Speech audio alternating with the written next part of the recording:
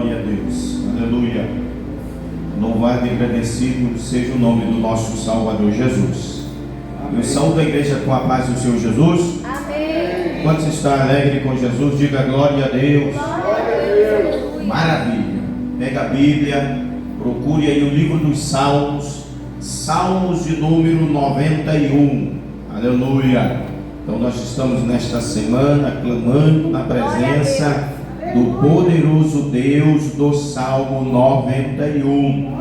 E esses nossos 5 cultos do clamor do meio-dia desta semana, nós estamos iniciando, orando juntos, o Salmo de número 91. Glória a Deus. A segurança daquele que se refugia em Deus. Ache aí o livro dos Salmos, Salmos de número 91. Aleluia. E nós vamos juntos orar recitando este salmo para a glória e para louvor do nome do nosso eterno e maravilhoso Deus. Aleluia. Salmos de número 91. Procure aí, abra a Bíblia, livro dos Salmos de número 91. Amém? Glória a Deus. E nós vamos orar juntos, recitando na presença do nosso Deus esse salmo, mas nós vamos falar mesmo com garra, com fé, com vigor, com fibra no nome de Jesus. Deus vai operar, aleluia. Quando nós começarmos a orar o Salmo 91, milagre já vai acontecer, não só aqui dentro, mas lá fora também. Alguém Deus vai visitar a tua casa, o teu lar, a tua família. Deus vai quebrar cadeias de lá, porque o poderoso Deus, aleluia, 91 está com você, está conosco. Quem crê, diga amém. Amém. Vamos lá, no 3. 1, 2, 3. Aquele que habita no esconderijo do Altíssimo, à sombra do Onipotente descansará. Direi do Senhor, Ele é o meu Deus, o meu refúgio, a minha fortaleza, nele confiarei. Porque Ele te livrará do laço do passarinheiro e da peste perniciosa. Ele te cobrirá com as suas penas, e debaixo das suas asas estarás seguro. A sua verdade é escudo e broquel. Não temerás espanto noturno, nem seta que voe de dia, nem peste que ande na escuridão, nem mortandade que assole ao meio-dia. 1000 cairão ao teu lado e 10.000 à tua direita, mas tu não serás atingido. Somente com os teus olhos olharás e verás a recompensa dos ímpios, porque tu, ó Senhor, és o meu refúgio, o Altíssimo é a tua habitação. Nenhum mal te sucederá, nem praga alguma chegará à tua tenda, porque aos seus anjos dará ordem a teu respeito, para te guardarem todos os teus caminhos. Eles te sustentarão nas suas mãos, para que não tropeces com teu pé em pedra. Pisarás o leão e o áspide, calcará aos pés o filho do leão e a serpente. Pois que tão encarecidamente me amou, também eu o livrarei. Pô-lo-ei no alto retiro, porque conheceu o meu nome. Ele me invocará e eu lhe responderei. Estarei com ele na angústia, livrá-lo-ei e o glorificarei, e dar-lhe-ei abundâncias de dias. Oh, aleluia, aleluia. E Deus promete ainda mais, dizendo, glória, Ele mostrarei a minha salvação, oh glória. Deus promete abundâncias de dia para quem se refugia nele. E Deus promete também, oh glória, vou dar, vou revelar, vou mostrar, vou entregar tão gloriosa que é a minha salvação. Aleluia. Desocupe as tuas mãos. Agora nós vamos clamar individualmente. Eu já estou sentindo a presença do poderoso Deus do Salmo 91 em nosso meio. Ele já está na casa, oh glória. Olha a presença dele aí. Olicalabraxé, Oracanaracé, Oracalabacanarabacharabacai, Oracanerema soricande, Oracanerema soricanderebacandarai. Sinta a presença do poderoso do Salmo 91. Sinta a presença do glorioso Salvador. Sinta a presença, aleluia, porque você está debaixo das casas, você está descansando na sombra do Onipotente, você está guardado, está guardada. Deus te protege 24 horas e Ele te livra. Não temas, diz o Senhor, não temas os terrores noturnos, não temas setas, as pragas, as pestes diárias. Deus está para te livrar. Confirma o teu milagre, Jesus, a tua bênção, a tua vontade. Livra os teus filhos e as tuas filhas. Livra o teu povo das ameaças. Livra, Senhor amado, a igreja do clamor do meio-dia, das pestes, das pragas, dos terrores, das ondas noturnas e diárias. Livra das setas, livra da maldição, livra da inveja, livra da praga, livra pelo teu poderoso sangue, pelo teu glorioso nome, Jesus. Abençoa os lares, as famílias, abençoa os casais, abençoa as criancinhas, os jovens, os adolescentes, abençoa os anciãos. Livra da morte, livra, Senhor, do mal, livra dos laços de acidente, livra das tragédias, livra do engano, livra da calúnia, livra pelo teu sangue, Jesus, porque o teu nome é poderoso e é glorioso para dar livramento. Livra esta casa do incêndio, livra esse estabelecimento do incêndio, livra esta família da perda, livra esta casa, Senhor amado, do furto, do assalto, do roubo. Livra esse homem e essa mulher, livra a nossa fé de vacilar, de fracassar, nos livra da frieza espiritual, nos livra da mornidão e do fracasso na fé. Pai, aleluia, eu te peço, ó glorioso Deus do Salmo 91, abençoa a DPVH, abençoa os pastores desta igreja, abençoa os obreiros e obreiras desta igreja, abençoa todos os membros, Senhor, desta igreja, cobre-os com o teu sangue e livra de todo mal. Pai, em nome de Jesus Cristo, continua operando. Abençoa também, eu te peço, ó Pai, o pastor Aguinaldo Barbosa lá em Manaus, toda a diretoria da igreja, cobre-os com o teu sangue, ó Pai. Abençoa também a presidência geral da Convenção Nacional, cada dia mais. Cobre com teu sangue a tua obra na terra. Abençoa os missionários, livra os missionários das tragédias, livra as famílias dos missionários, livra os filhos e as filhas dos missionários e missionárias.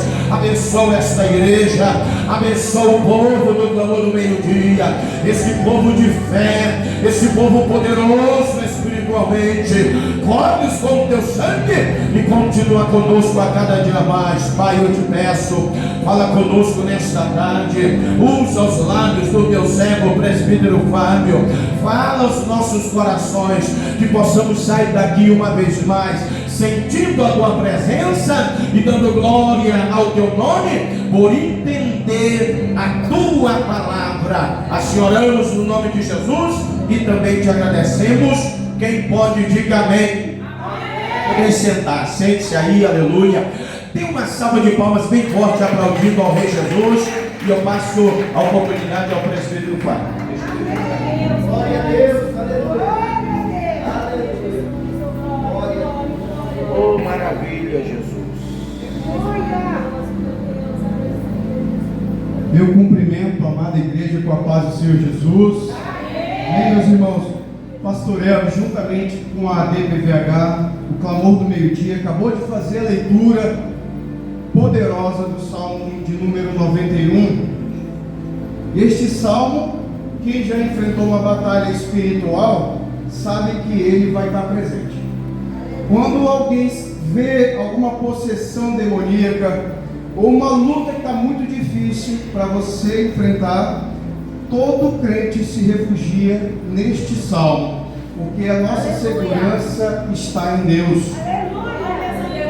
E este salmo, incrivelmente, não está escrito o nome do seu autor aqui. E tem uma dúvida doutrinária sobre quem escreveu, quem teria sido o escritor do salmo de número 91.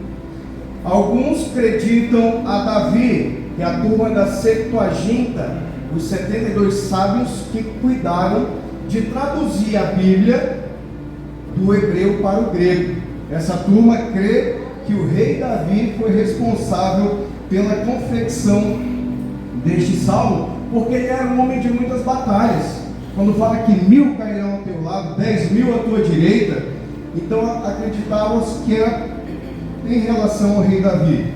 Já a turma do Talmud, dos judeus, acreditam a autoria deste salmo a Moisés, porque ele enfrentou o deserto, ele enfrentou o faraó e os seus homens. Então há essa dúvida. A maioria doutrinária acredita que foi por meio de Moisés, porque o salmo de número 90, o que antecede esse, foi escrito por Moisés. Então acreditam que o 91 também, mas de qualquer forma, sendo um ou outro, são dois colossos que Deus usou aqui na terra. Ou se não foi nenhum dos dois, né? A gente sabe que foi espiritualmente enriquecida a pessoa, o autor, pelo poder mesmo do Divino Espírito Santo, para escrever algo que mexe com as nossas estruturas emocionais, psicológicas e espirituais até hoje, quando nós estamos em busca de socorro, como o Salmo de número 91. E a gente vê que no versículo 1 desse Salmo, ele está falando de habitação. E quando fala de habitação, eu consigo entender, se for no contexto de Moisés, a Moisés foi dado a autonomia para fazer o tabernáculo, a primeira casa conhecida de Deus.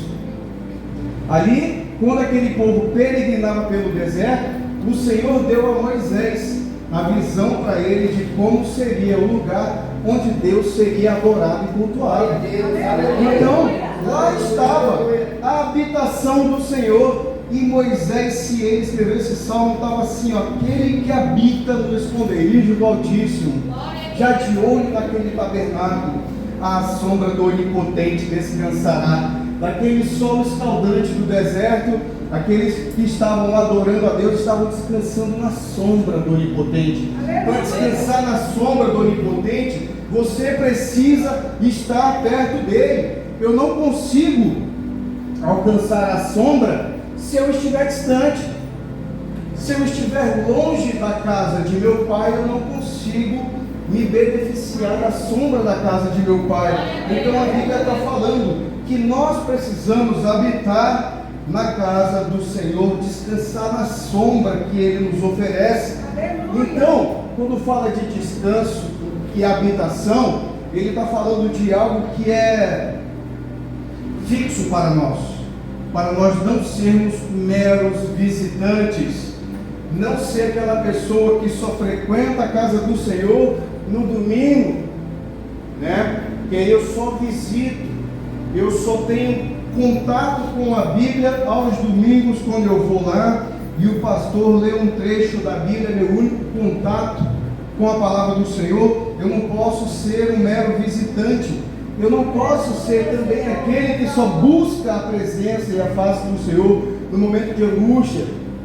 Tem um parente que às vezes frequenta a nossa igreja aqui, e quando tem problema conjugal com a namorada, ele vem para cá, se restabelece, começa a receber a palavra do Senhor, adquirir aquela calma, aquela paz que vem do Espírito, e depois já vai se perder de novo. É como aquele cão que foge da casa do dono, quando volta está com as orelhas tudo cheio de casquinha e ferida, magro, judiado, fedendo a carniça. Na casa do Senhor recebe aquele banho, na casa do Pai recebe aquele banho, bem tratado, está guardadinho ali dentro, depois ele pula de novo para fora do muro, para debaixo do portão, escapa, para voltar todo machucado depois. não podemos ter essa visão da obra do Senhor. Precisamos habitar com Deus e estar constantemente debruçados na presença dele. O versículo 2 fala: direi do Senhor. Quando eu gosto de algum amigo meu, né? O que eu falo? O que eu direi do diácono Fred, né? Meu Deus, ele é um cara importante na igreja, ele é um adorador, ele é uma pessoa de espírito poderoso. O que eu direi do Senhor? Olha a dúvida dele ali. Ele é meu Deus, o meu refúgio, a minha fortaleza, e nele confiarei. Confiar em Deus, irmãos. Eu não confio na minha força, na minha juventude, nos meus recursos e nem na minha saúde. Eu confio em Deus. O grande problema nosso, dos cristãos, é que a gente deixa para confiar em Deus sempre no final. Quando eu já esgotei meus recursos, minhas forças, quando eu esgotei tudo que eu podia, minha saúde, aí é que eu vou confiar em Deus. Não me resta mais nada, agora eu vou só orar, né, irmão? Agora eu vou só orar. Quando a oração era para ser a minha primeira ferramenta de refúgio, de confiança no Senhor, para demonstrar. Então, meus irmãos, esses dois primeiros versículos falam dessa habitação e da confiança em Deus. Eu só consigo habitar em Deus se eu levar uma vida que é difícil para a gente, mas eu preciso levar uma vida de renúncia. Eu preciso, meus irmãos, levar uma vida de renúncia, porque quem está no pecado, na iniquidade e na transgressão não pode recitar esse salmo. Ele pode até falar, mas é da boca para fora, porque ele não está habitando no Senhor. E se eu me enxergo dessa forma, eu preciso conversar com o Senhor e pedir dele: Senhor, eu quero habitar em ti, me dá essa força que eu preciso. E temos diferença, irmãos, do pecado, da transgressão e da iniquidade, porque o pecado é aquele erro, o deslize. Eva estava ali, ela é persuadida pela serpente, e naquele deslize ela comeu daquele fruto, ela pecou contra Deus, ela errou contra Deus. E aí a gente entende depois que transgressão é ir além do mero pecado. A transgressão, eu tenho consciência do que aquilo é errado, e mesmo assim eu estou naquele limite, pronto para passar. Eu sou um homem comprometido e estou conversando com a moça solteira, e não é só minha amiga mentindo para mim mesmo, e aquele contato aumenta, a nossa conversa vai aumentando, eu começo depois a enxergar mais defeitos da minha esposa do que qualidades, e aquela ali que é melhor, eu começo já, e sei que é errado ultrapassar essa fronteira, e eu estou ali namorando com a transgressão, e já tem a iniquidade, que é o terceiro, que diz respeito ao meu comportamento. Aquilo já é recorrente em mim, é o meu modo de viver. Eu sou assim mesmo e pronto. Eu gosto de beber e pronto, eu sou assim pronto. E eu já entreguei, eu já me rendi, eu sou um cara namorador mesmo, garanhão e pronto. Então eu vivo na iniquidade, e tudo isso é perigoso demais, irmãos. Acabamos de ver um caso que chocou o Brasil, no interior do Goiás. Todo mundo sabe dessa história, né? A filha do prefeito ali vai trair o secretário, esposo dela, em São Paulo, com um cara que morava no condomínio dela. Ele diz para a esposa que viaja a trabalho, ela diz que vai viajar também, e eles se encontram lá. O resultado disso foi grave demais, porque pegou um marido fragilizado, com o espírito quebrado, e para sair daquela dor, ao invés de praticar suicídio, quis que ela sentisse. Praticar suicídio de forma errada, né, irmãos? Eu não estou avalizando não, tá? Mas ele ainda quis provocar a dor nela. Você vai viver com essa culpa agora de ter me matado e matado nossos dois filhos, no pensamento dele, enganado por Satanás. E o pior, aquele homem era também casado, uma esposa belíssima e também 2 filhos dentro de casa. Então, irmãos, esse flerte nosso com o pecado precisa haver essa renúncia para que nós habitemos no esconderijo do Altíssimo, para que a gente possa declarar do fundo do nosso coração: que Ele é o meu Deus, o meu refúgio, a minha fortaleza, e nele confiarei, como o salmista faz aqui. E no verso 3 nós vemos que ele declara, porque ele te livrará do laço do passarinheiro, o laço do caçador. Primeira vez que eu ouvi um crente falar disso, isso é um laço, meu filho, para você cair. Um laço, eu vi, igual aquele desenho do Pica-Pau, que tem um lacinho ali e o cara vai com um pezinho para pisar lá, né? Eu não entendi esse palavreado de crente não, irmãos, era estranho para mim, mas é verdadeiramente uma arapuca que é armada para você, naquele contexto que é muito sutil, é uma armadilha que você não percebe, é muito sutil como o inimigo vem atacar a tua vida espiritualmente com consequências no mundo físico. E aí, por quê? Porque nós temos 3 inimigos. Alguns de nós resolvem arrumar mais inimigos, né? Mas naturalmente nós temos 3 inimigos. O primeiro que é a carne, que habita dentro de nós, somos nós mesmos. O segundo é o mundo, e o terceiro é o espírito. A carne, irmãos, é nosso inimigo. Você pega a Bíblia para ler aí, para ver se tu não dorme rapidinho, vai dar um sono, vai bocejar comprido, vê aí, vai para a igreja, vê se o inimigo não vai te tentar lá também. Você vai ver qualquer coisa para poder feito na igreja. O som estava muito alto, o pastor gritava demais, estava calor, o ar-condicionado desligado, estava muito frio, o ar-condicionado muito gelado. Mas vai para o carnaval. Eu vi uns vídeos dos amigos meus no carnaval, o calor da bexiga, o pessoal tudo suado, mas não tinha um para reclamar do calor. Estava maravilhoso, estava clima de festa, tudo uma bênção, irmãos, na visão deles, né? Então nossa primeira luta é contra nós mesmos, contra a nossa preguiça, contra a nossa inveja, contra a nossa vontade de ficar em nós mesmos, irmãos. Hoje em dia o brasileiro tem gastado, sabe quantas horas na internet? 9 horas e meia, a média que um brasileiro tem gastado na internet. Aí fala que nem eu, mas eu preciso do meu celular para trabalhar. Tudo que eu faço é com verificação em 2 etapas. Para entrar no Gov eu preciso fazer verificação em 2 etapas, o computador precisa. É verdade, eu uso muito celular. Então eu justifico um pouquinho por causa do trabalho.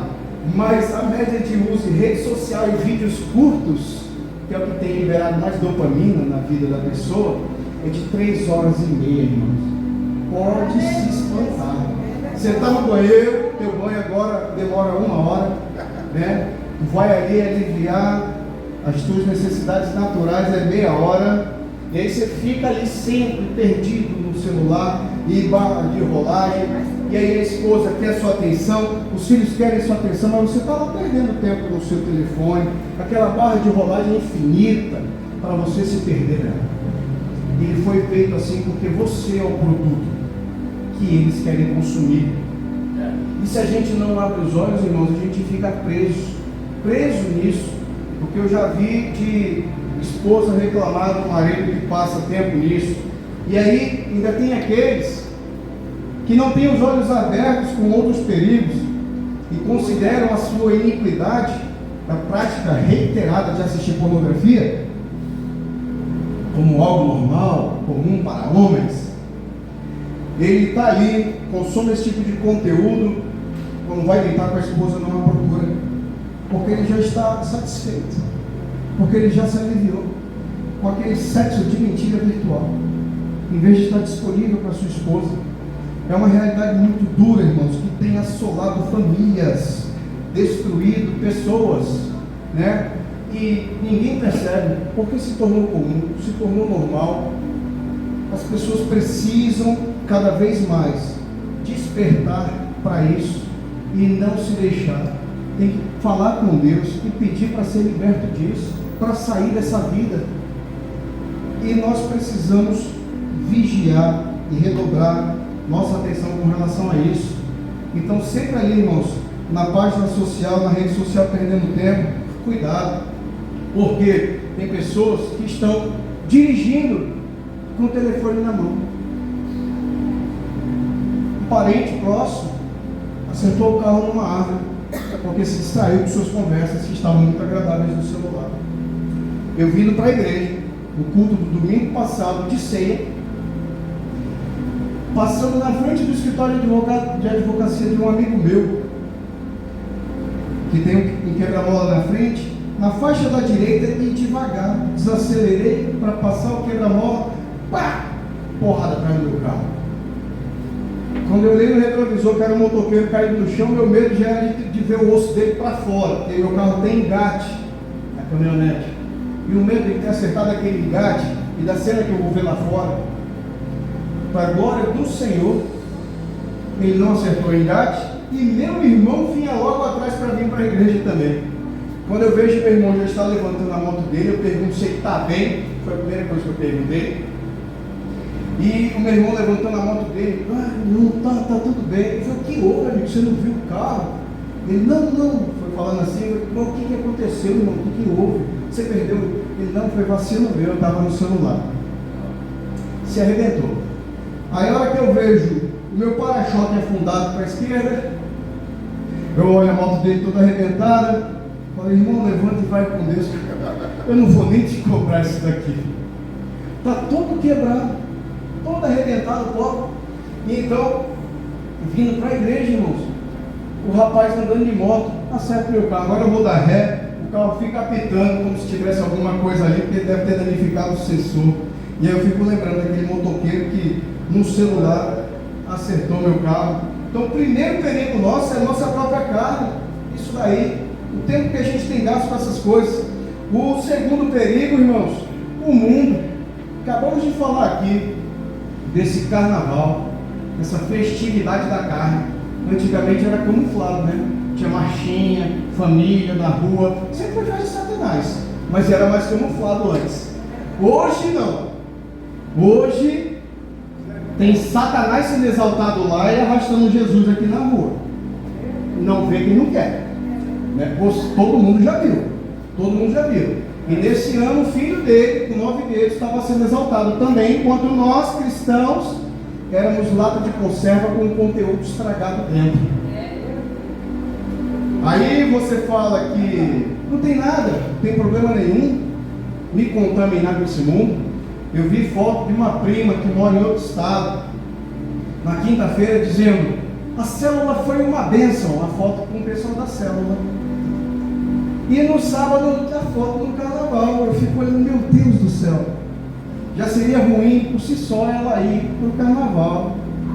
Mas se ela mostrar isso para o povo da igreja dela, para enfraquecer um irmão que está saindo daquela vida de bebedeira, para o irmão que está saindo da vida, e falar: ei, mas se ela que é espiritual vai, por que eu não vou?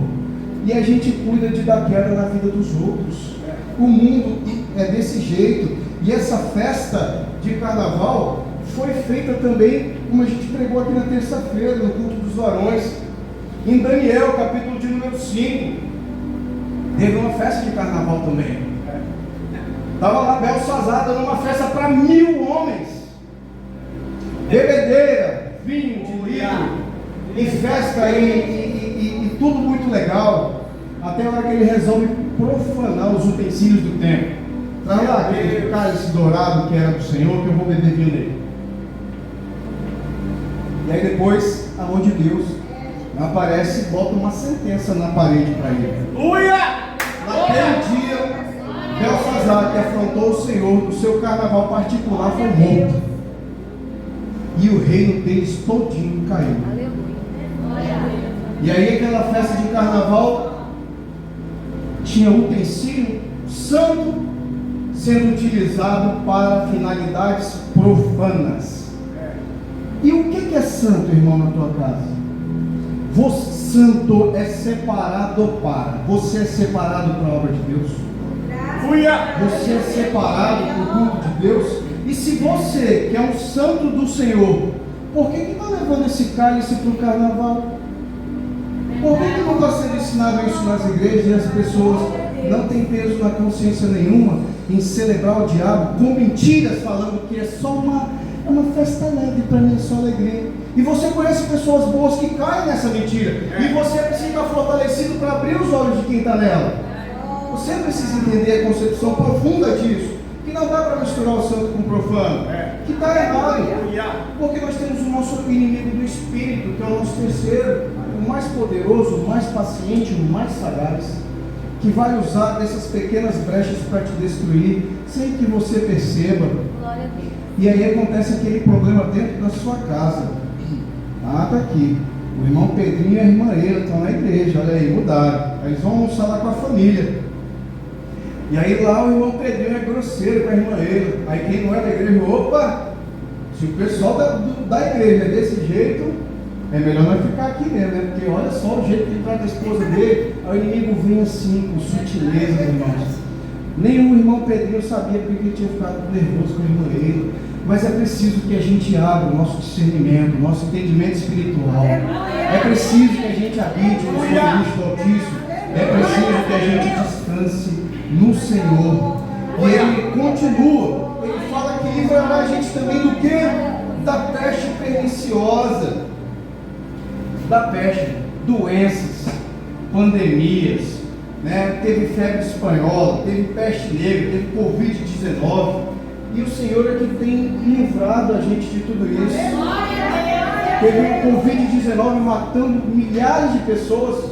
E incrivelmente as crianças não eram afetadas, para nos dar um alívio no coração. Né? Porque imagine se víssemos bebês e crianças partindo de forma precoce. Atingiu pessoas com mais idade, os adultos e os idosos. Né? Mas ainda assim Deus colocou a mão dele ali sobre as crianças que foram preservadas. E hoje a gente vê que Deus usa nossos anticorpos a favor dele. Deus usa o médico, a medicina. Deus usa o poder sobrenatural dele. Bem como Deus pode deixar partir. Porque se você parte de Deus, você ganhou tudo.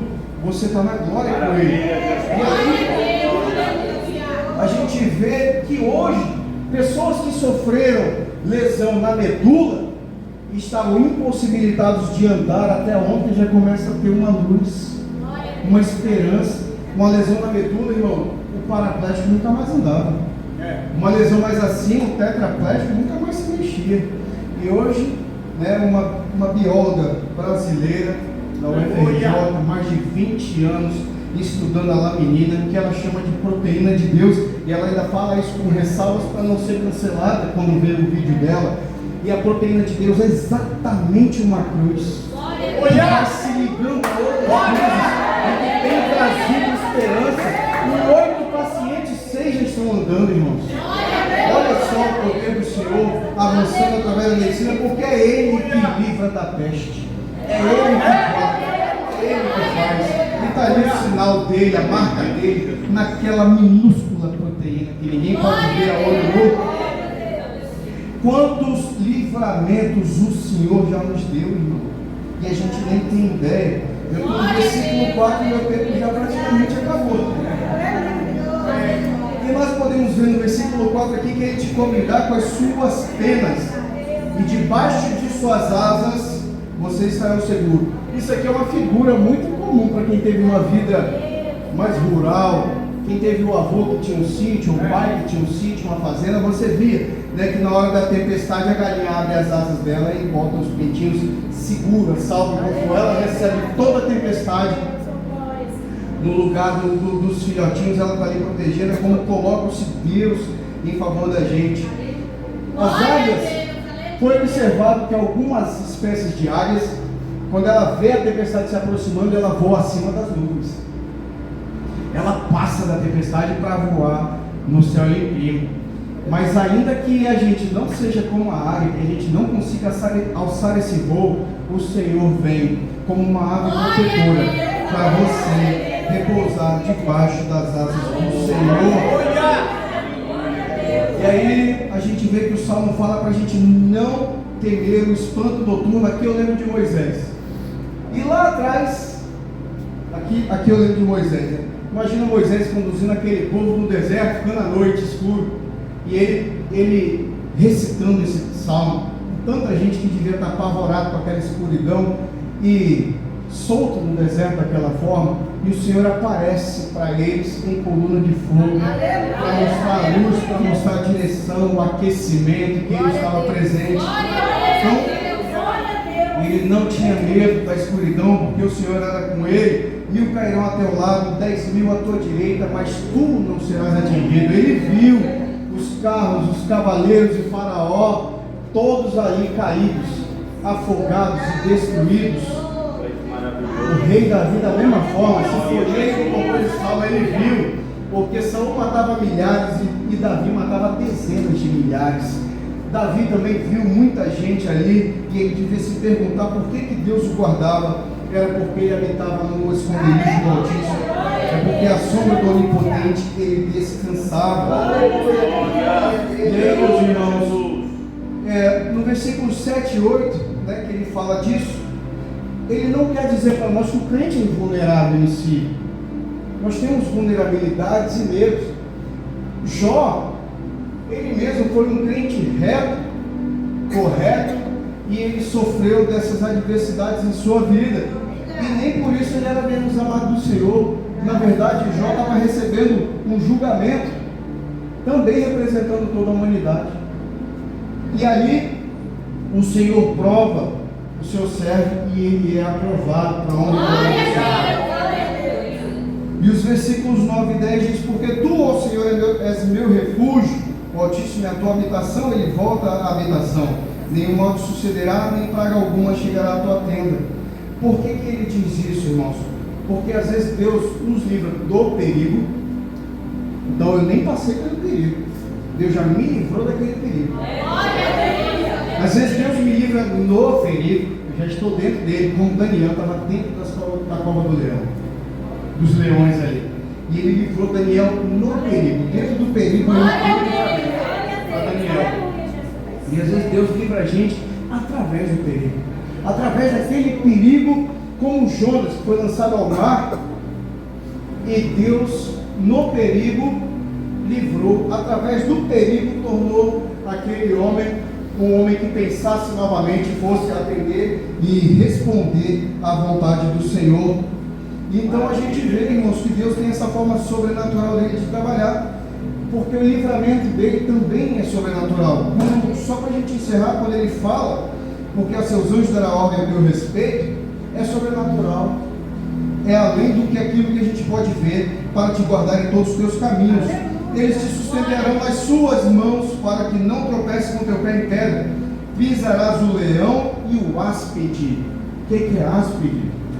Áspide, que eles davam o nome lá no Egito Antigo, era a cobra naja, simplesmente uma serpente perigosíssima, era conhecido como o áspide. Então ele fala que você vai superar o leão e a áspide. Então eu posso até pensar aqui ainda e dar razão para o pessoal do Talmud e achar que é Moisés, porque ele estava saindo da África, e no norte da África tinham aqueles leões de Atlas. Quem aí foi uma criança dos anos 90, que nem eu, assistiu o Rei Leão. O leão de Atlas é aquele leão da Juba Negra, o Scar, o tio do Simba. Então tinham aqueles leões no norte da África. Então levou o autor desse salmo a declarar isso, que ele vai te livrar desse perigo que você acha que pode chegar, e também da serpente, porque ele levantou a serpente de bronze. Quem fosse picado e olhasse para ela era curado automaticamente. Calcarás aos pés o filho do leão. O que tem a ver o filho do leão, Fábio, nisso aqui? Ele está mostrando o leão jovem. O leão jovem estava sempre pronto para a batalha, e ele era extremamente agressivo, porque ele queria superar o alfa. Ele queria superar sempre o leão mais velho. Eles são treinados desde filhotes para isso, para serem os mais fortes. Então, ainda que viesse aquele leão jovem, agressivo demais, você vai ter vitória sobre ele. Você vai ter vitória sobre a serpente. E para a gente encerrar, nós vemos aqui, irmãos, que o Salmo 91, até o versículo de número 13, é o salmista falando com Deus. E do 14 ao 16 é Deus respondendo o salmista. Depois que ele encerrou isso, aí vem o Senhor e fala: pois que tão encarecidamente me amou, eu, com E maiúsculo aí, o livrarei, pô-lo-ei num alto retiro, porque ele conheceu o meu nome. Ele me amou, ele se dobrou a mim, ele habita na minha casa, ele é meu filho.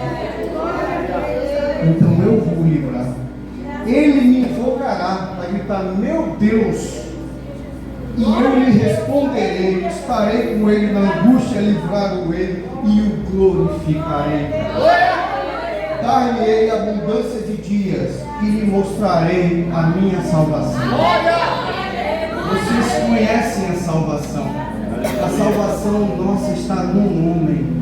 Ele mostrou a salvação dele para nós, que é o Cristo Jesus, nosso Senhor e Salvador. Todo aquele que conheceu a salvação de Deus, tenham fé nele, irmãos, e guardem suas vidas. Observem as ciladas do maligno em todas essas áreas que foram conversadas com vocês durante toda a semana, com a missionária Evelyn, com o pastor Elvio, com a diaconisa Margarete, tudo que o Senhor tem mostrado para vocês através desta grande obra. Amém, meus irmãos? Oremos ao Senhor e o agradeçamos pela palavra maravilhosa. Maravilhoso. Poderoso Deus, nós queremos te agradecer, Pai, por nos lembrar todo instante, por meio do Salmo 91, como o Senhor é o nosso protetor, como o Senhor é o nosso guardador, Pai, como podemos ter plena confiança naquele que nos primeiro nos amou, Pai. Que o Senhor possa despedir da tua igreja em paz, Pai. Que o Senhor possa fortalecer no coração de cada um deles, Senhor, a mensagem que foi pregada hoje, Senhor. Que o Senhor se apresente cada vez mais para todos aqueles que te buscarem de todo o coração, Pai. Em nome de Jesus Cristo agradecemos, e eu agradeço pela rica oportunidade, em nome de Jesus, amém. Glória a Deus. Dê uma salva de palmas a Deus, em nome de Jesus. Oh, glória a Deus. Jesus é maravilhoso. Ele é maravilhoso. Pegue na sua mão uma contribuição. Você trouxe, tem porta. Pegue na sua mão. Glória a Deus, aleluia. Jesus é maravilhoso, Ele é fiel, Ele é o que te guarda, é o Deus que te livra, e Ele guarda a tua casa e livra os teus também, no nome dEle, porque Ele é fiel. Ele é o poderoso Deus que nos é apresentado através do Salmo 91, amém? Levante a sua mão. Bendito Deus e eterno Pai, coloca as tuas mãos, Senhor amado, nas finanças desses homens e mulheres. O Senhor é o Deus que diz que guarda, é o Senhor que livra das pestes, das enfermidades, das doenças, é o Senhor quem abre as portas, o Senhor é o Deus que é socorro bem presente na hora da angústia. Pai, confirma milagres de prosperidade, de portas abertas. Ensina os teus filhos a lidar com o dinheiro, da estratégia, da sabedoria para a tua filha e para o teu filho, para que eles possam lidar de maneira correta com o dinheiro. No nome de Jesus eu oro e profetizo prosperidade e portas abertas. Quem recebe, diga amém. Amém. Sai do seu lugar, vem à frente, coloque aqui no altar. Deus te abençoe e te prospere. Você também tem oportunidade, se quiser contribuir via aplicativo bancário. Tem QR Code aqui diante do altar em cima da mesa, tem lá nas portas também, tá bom? Deus abençoe sua vida e lhe prospere cada vez mais. Os nossos irmãos internautas também, se quiserem contribuir, tem aí na tela onde você está congregando-se conosco, o QR Code. Deus te abençoe e te prospere cada dia mais em tudo por tudo, no nome de Jesus. Recebe concordando, diga amém. Amém. Levante a tua mão, ore comigo. Eterno e soberano, glorioso e fiel, cobre-nos com teu sangue, ó Pai. Nós estamos te pedindo, desde os primeiros momentos do início deste ano de 2026, os teus livramentos para nós, para nossa casa, para nossa família, para os amigos, colegas e conhecidos. Livra-nos de todo mal, porque o Senhor é o Deus, como já foi falado aqui, que dá ordem aos teus anjos a nosso respeito. Ordena aos teus anjos com respeito à nossa pessoa, com respeito à nossa casa e à nossa família, para que livre e guarde de todo mal. Assim oramos te agradecendo no nome de Jesus. Quem pode, diga glória a Deus. Deus consiga abençoar a vida do presbítero Fábio. Eu quero deixar bem claro que, na minha visão particular opcional, pelas palavras que é usada e as colocações do Salmo 91, a minha, eu fico com os que defende que é de Moisés, tá bom? Mas é particularidade. Eu também sou inclinado para Moisés, o Salmo 91, tá bom? Como de autoria dele é o 90, e o 91 também já dá quase as mesmas palavras, tá? Mas isso não aumenta e nem diminui em nada na nossa salvação. Amém? É a palavra de Deus. Isso é que é importante. Estenda a tua mão. que a graça de nosso Senhor e Salvador Jesus Cristo, o grande e eterno amor de Deus, nosso Pai, a comunhão e as consolações do Espírito Santo esteja com todos vós e todos digam amém. Palmas que louvam e adoram Jesus nesse cenário. Venha receber a unção com óleo sobre a sua cabeça.